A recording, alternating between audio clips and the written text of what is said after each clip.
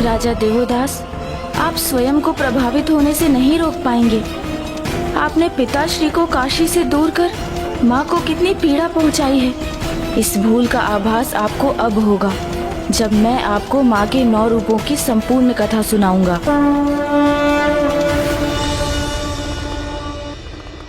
सत्य है, गणेश ने उचित युक्ति का प्रयोग कर अपना और कुमार कार्तिकेय का राजा दिवोदास के भवन में प्रवेश सुनिश्चित कर लिया है।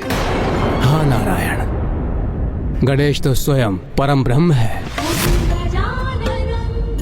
उन्हें ज्ञात है कि देवी सरला ही नागराज वासुकी की पुत्री ही है।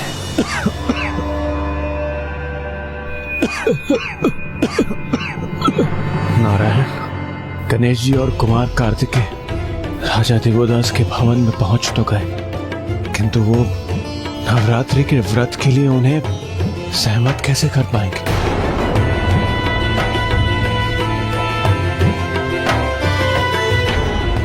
उन्हें जो कुछ भी करना होगा शीघ्र करना होगा, क्योंकि अब एक एक पल भयंकर संकट प्रस्तुत कर सकता है। वेद में ही ज्ञान का संचय है, और जब संसार से ज्ञान ही लुप्त हो जाए तो अज्ञानता का प्रसार होता है, और ऐसी अवस्था में पृथ्वीवासी 6 पाप लोभ, मोह, माया, काम, क्रोध और अहंकार के वश में आ जाते हैं।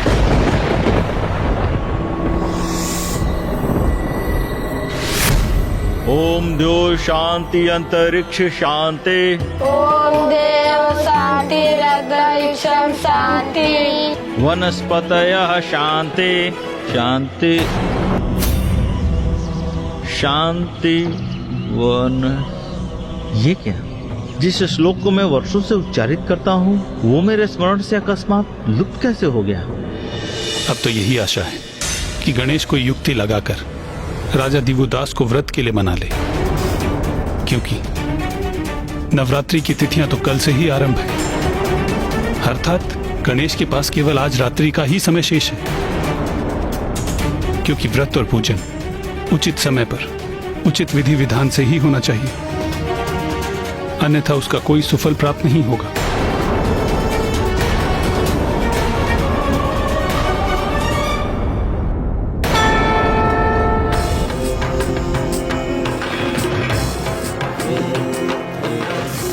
जिनका व्यक्तित्व ऐसी अद्भुत विविधता से परिपूर्ण हो, ऐसे ब्राह्मण बालकों के दर्शन करने का सौभाग्य तो मुझे पूर्व में कभी प्राप्त नहीं हुआ।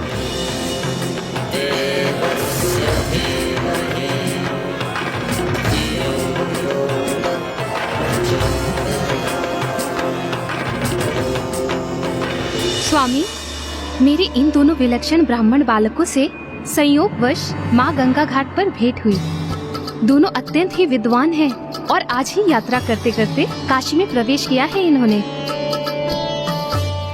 विप्रगण, हमें अपना परिचय देने की कृपा करें। प्रणाम महाराज दिवोदास, मेरा नाम गुणेश है। और मैं इनका अग्रज कृतेश हूँ। आपका हमारी काशी नगरी में और मेरे राजभवन में स्वागत है।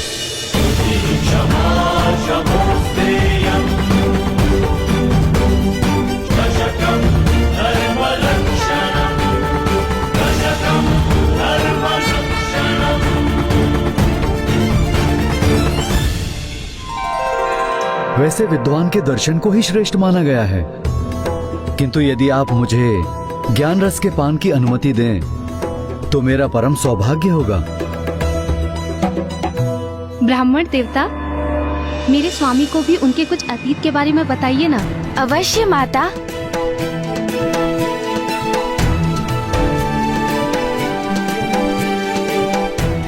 क्षमा कीजिएगा, जो घटना घटित हो चुकी है उसकी चर्चा तो अनेक ज्योतिषी कर लेते हैं, उसका उल्लेख करने से क्या लाभ? यदि कुछ बता सकते हैं तो भविष्य के विषय में बताइए कि मेरे भविष्य में क्या घटित होगा।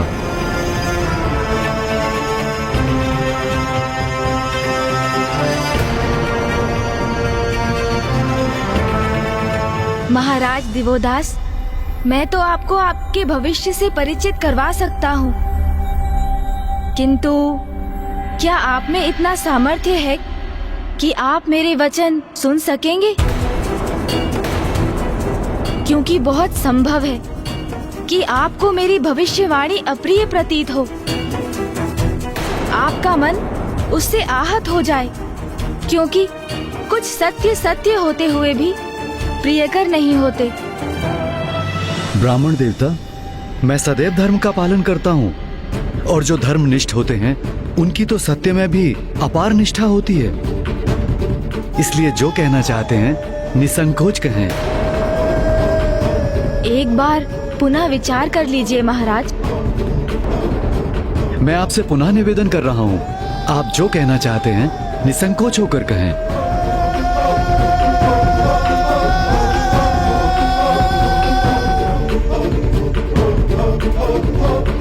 तो सुनिए महाराज,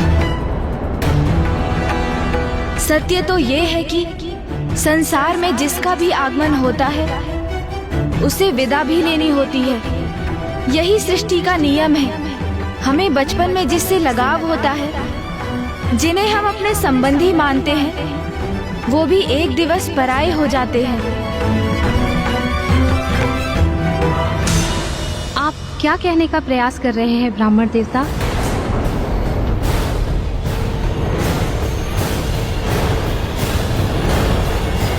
यही कि आपके जीवन में बहुत अल्प समय शेष है महाराज देवोदास।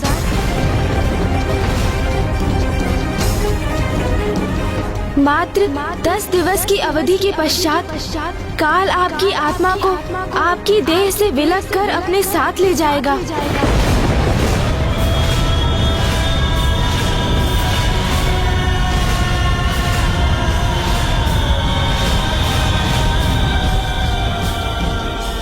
नारायण, ये प्रथम पूज्य गणेश जी ने ये कैसी घोषणा कर दी? राजा देवदास तो धर्मनिष्ठ हैं, परोपकारी हैं, नेक हैं, तो उनको समझाने के स्थान पर उनकी मृत्यु की घोषणा। प्रथम पूज्य गणेश जी कुछ भी अनुचित नहीं कर सकते, किंतु एक धर्मनिष्ठ राजा के लिए उन्होंने ऐसे अहित का शब्द कैसे कह दिया? गणेश ने केवल वही कहा जो महागणाधिपति की इच्छा थी। उन्हीं की इच्छा शब्द बनकर गणेश के मुख से प्रकट हुई है। श्री महागणाधिपति की इच्छा तो अटल विधान है, जिसे कोई टाल नहीं सकता। इसका अर्थ है ब्रह्मदेव गणेश जी के शब्द सत्य होकर ही रहेंगे। किंतु ऐसा क्यों? अग्निदेव, गणेश कभी किसी का अहित या मृत्यु की कामना नहीं कर सकता। वो तो भगवान के भक्तों, निर्दोष और धर्मनिष्ठ लोगों की सहायता के लिए सदैव तत्पर रहता है। राजा दिवोदास को लेकर गणेश की घोषणा के पीछे अवश्य उसी की कोई लीला छुपी होगी, जिस लीला का रहस्य तो तभी उजागर होगा जब वो हम सभी के समक्ष प्रकट होकर अपना परिचय देगी।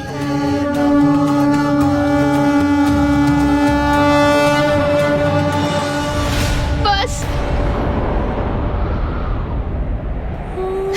बस, कैसे ब्राह्मण देवता है आप? आपके मुख से ऐसे अशुभ शब्द कैसे प्रवाहित हो सकते हैं? मैंने आपको अतिथि रूप में स्वीकार कर अपने निवास में आमंत्रित किया। मेरे स्वामी और मैंने आपका आदर और सत्कार किया, और आप मेरे ही सुहाग के उजड़ने की भविष्यवाणी कर रहे हैं।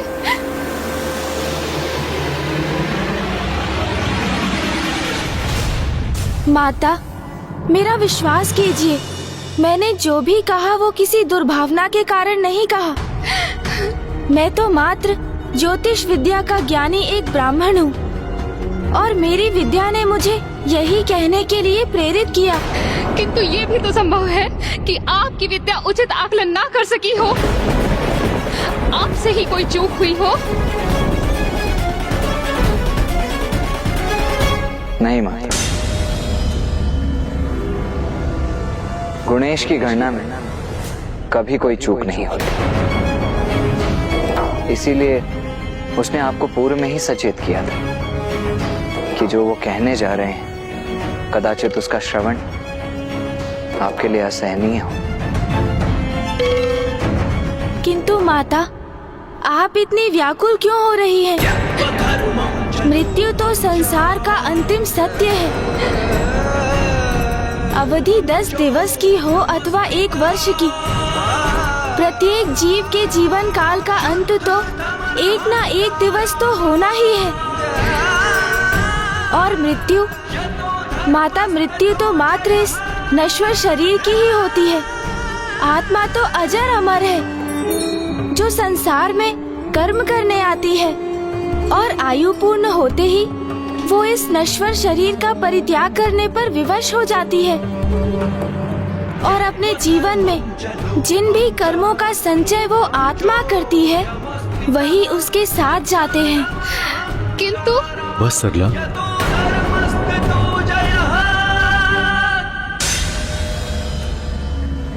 ब्राह्मण देव, मैं आपकी भविष्यवाणी सादर नकारता हूँ।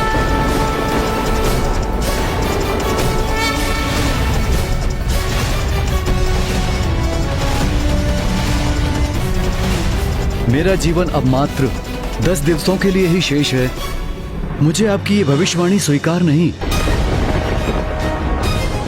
और मैं अपने कथन को प्रमाणित करने हेतु आप दोनों को 10 दिवस के लिए अपने राजभवन में मेरा आतिथ्य स्वीकार करने का निमंत्रण देता हूँ।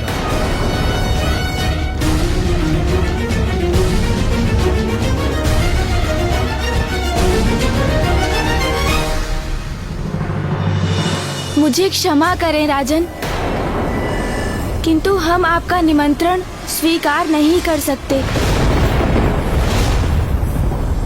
ये गणेश जी क्या कर रहे हैं? वो राजा दिवोदास के निमंत्रण को अस्वीकार क्यों कर रहे हैं? यही तो गणेश जी और कुमार कार्तिकेय का आशय था कि वो राजा दिवोदास के राजभवन में जाएं और उन्हें समझाएं, वहां स्थित हो जाएं। किंतु वो ना क्यों कर रहे हैं? किंतु आप मेरा निमंत्रण क्यों नहीं स्वीकार कर सकते? क्या आपको इस बात का संशय है कि मेरा ही कथन सत्य प्रमाणित होगा और आपको आपकी गणना में चूक होने के कारण काशी में लज्जित होने के लिए विवश होना होगा? नहीं राजा, उसकी तो तनिक भी चिंता नहीं है हमें। वास्तव में कल से नवरात्रि की तिथियां आरंभ हो रही हैं। मैं और मेरा अनुज गुणेश नवरात्रि की इन तिथियों में 9 दिवसों का व्रत और पूजन करते हैं। उसमें तो आपको कोई समस्या उत्पन्न नहीं होगी, क्योंकि मैं और देवी सरला आपके व्रत और पूजन की समुचित व्यवस्था कराएंगे। क्या आपको हमारा आतिथ्य स्वीकार होगा?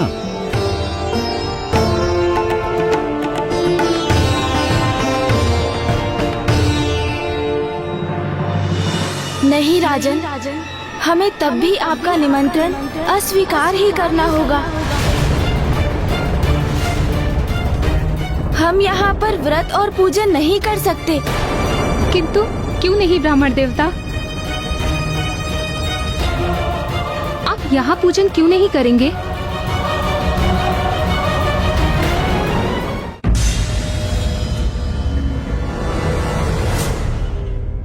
माता, नवरात्रि के व्रत और पूजन तभी सफल होते हैं जब जहाँ उनका आयोजन होता है और वहाँ पर निवास करने वाले सभी सदस्य उसका पालन करते हैं।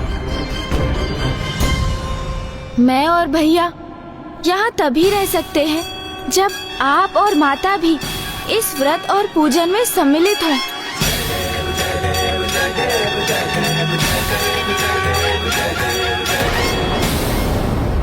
किंतु मैं और गुणेश आपको ये व्रत रखने के लिए विवश तो नहीं कर सकते।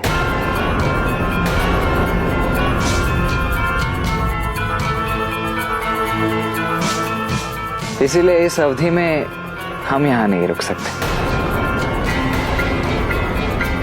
आप हमें आज्ञा दीजिए। रुकिए ब्राह्मण देवता,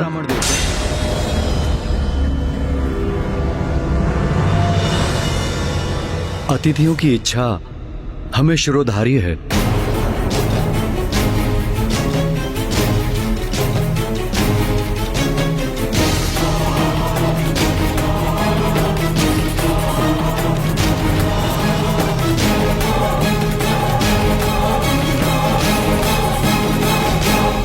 इसलिए मैं और मेरी पत्नी सरला भी आपके साथ नवरात्रि व्रत और पूजन पूर्ण विधि विधान से करेंगे। ये तो अति उत्तम होगा। इस प्रकार तो ये 9 दिवस बड़ी सहजता से व्यतीत होंगे। और इसके उपरांत आपके भविष्यवाणी की भी परख हो जाएगी। तो उचित है महाराज। कल से व्रत और पूजन के साथ हम आपको माँ के 9 रूपों की कथा भी सुनाएंगे। किंतु ब्राह्मण देवता, हमें व्रत रखने के लिए 9 रूपों की कथा सुनने की क्या आवश्यकता है? क्योंकि जैसे जैसे आप प्रत्येक कथा सुनेंगे तो आपको स्वयं अपने प्रश्नों के उत्तर प्राप्त हो जाएंगे और आपको ये भी ज्ञात हो जाएगा कि क्यों शेष है 10 दिवस आपका जीवन। क्या आप अपने जीवन के इस सत्य को स्वीकार कर सकेंगे? उचित है ब्राह्मण देवता, हमें आपकी भविष्यवाणी पर विश्वास हो अथवा नहीं, हम आपकी दिव्यता का मान अवश्य रखेंगे और आपकी आज्ञा अनुसार हम इस पूजन की समस्त व्यवस्था करेंगे और आपके आदेशों का पालन करेंगे। माता, महाराज, देवी की स्थापना कल प्रातः होगी। अब हमारी आपसे भेंट कल भोर में ही होगी।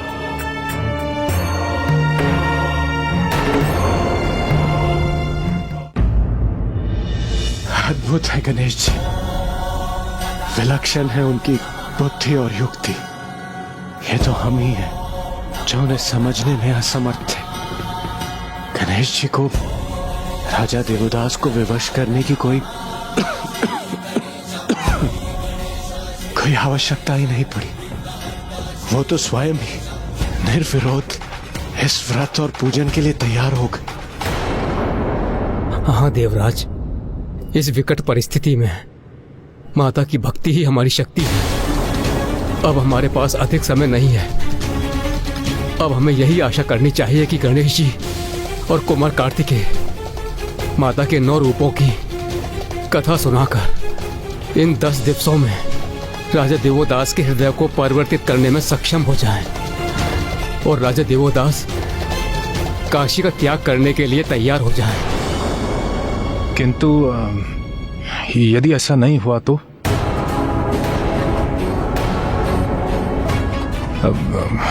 यदि दुर्गमासुर और भी कोई नीचता कर गया तो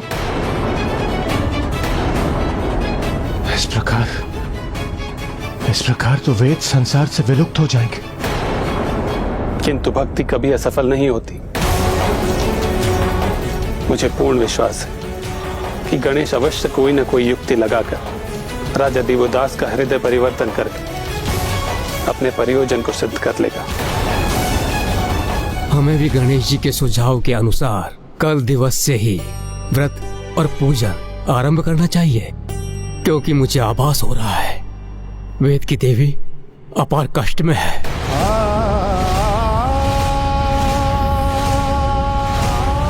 हे माता, रक्षा करें। और उनकी पीड़ा में निरंतर वृद्धि हो रही है। तुम्हारी अज्ञानता ही तुम्हारे विनाश का कारण बनेगी दुर्गमासुर।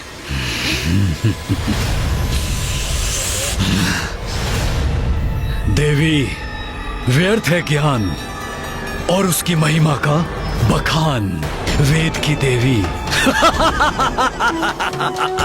ज्ञान झुक गया मेरे बल के समक्ष, और देखो मैं ब्रह्मलोक में प्रवेश कर तुम्हारा हरण कर लाया, और अब मैं तुम्हें यही रखूंगा जहां तुम्हारा अस्तित्व ही नहीं रहेगा। धीरे धीरे धूमिल होकर विलुप्त हो जाओगी तुम, और वेद नष्ट हो जाएंगे। वेद नष्ट हो जाएंगे।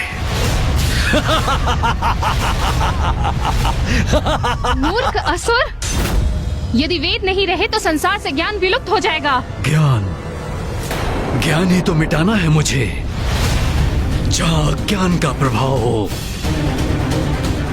ऐसा संसार चाहिए मुझे, क्योंकि अज्ञानी जीवों पर शासन करना अत्यंत सरल होता है। इतना भी नहीं जानती, ज्ञान के भंडार की देवी, वेद की देवी।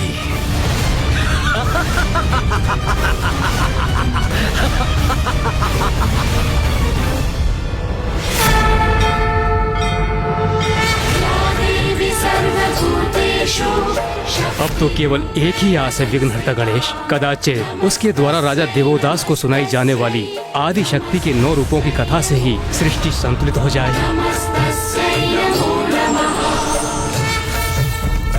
धार्मिक व्यक्ति धर्म का मार्ग सहज ही स्वीकार कर लेते हैं, जबकि अधर्मी अहंकारवश सब जानते हुए भी अधर्म का चुनाव करते हैं और स्वयं के पतन का मार्ग प्रशस्त कर लेते हैं।